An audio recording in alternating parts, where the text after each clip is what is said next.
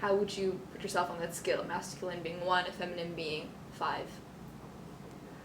I do hear what you say, however, I disagree with your standpoint.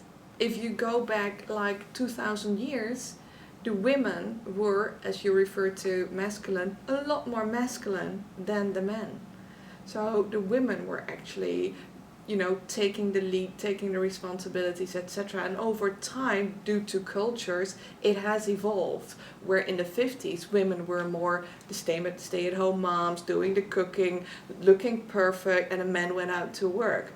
If you use that as a reference, it's a complete difference than when you use my first example as a reference. Well, I assume you mean like the later one, the modern reference.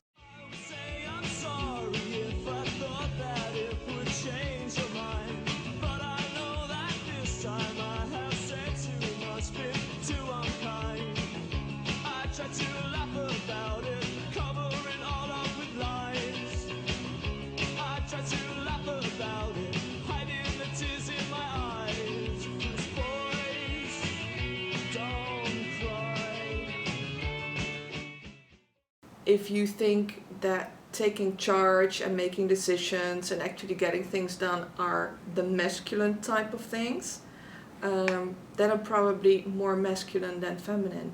But I also think that women are taking charge and doing things. Do you feel that you have to adjust your personal expression of gender Never. here versus at home, or? Never ever. Not in one single job.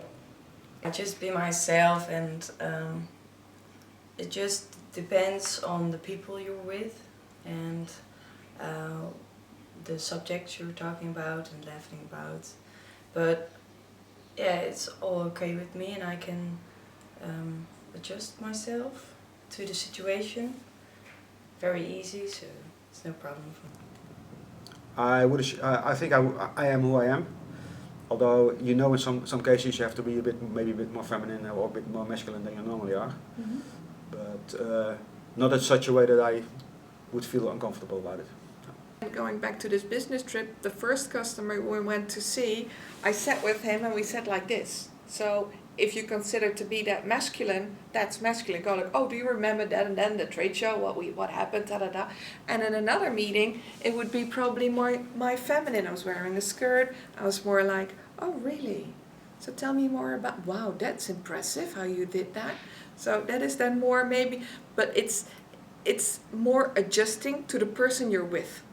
Mm-hmm. Rather than, well, you can call it masculine or feminine. I would say if I have to have a female counterpart in a discussion, I think I would be a bit different than if I talk to a male counterpart. If it helps to be the woman, then I'm the woman. And if it helps to kick asses, I kick asses. Never deny who you are, never deny what you need, and handle them if you can. And abuse them if you can. Abuse them, whatever. And put in place everything you need, with respect for other people. I think I'm being perceived as quite masculine here, so they know that of me. And sometimes I just have to play with it by being feminine in order to get things done. I'm never a threat. They never feel like I'm a threat. Males among each other are fighting who's the alpha ape. And they never see me coming. So it's so easy to, and you make compliments how great they are and strong and powerful, and you can go wherever you want. It's probably a big part of our genes try to impress women.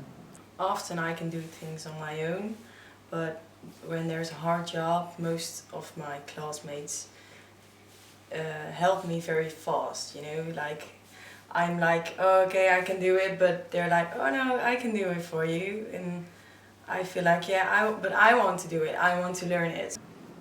You notice the fact that there's a woman there helps in making some arrangements, that's for sure. If I ask them a question, they will do it. If she asks the question, they'll do it immediately. Whether I fully agree with the fact that it's like that. It's a different story, but it helps. When you say that's the tall woman with the big motorbike, then it's me. It's only one.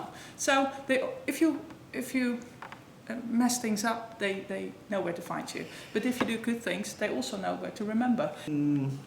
I think there's more competition here between the males than between male and female.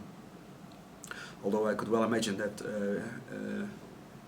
being a woman in this industry also means that you have to do a bit of an extra effort.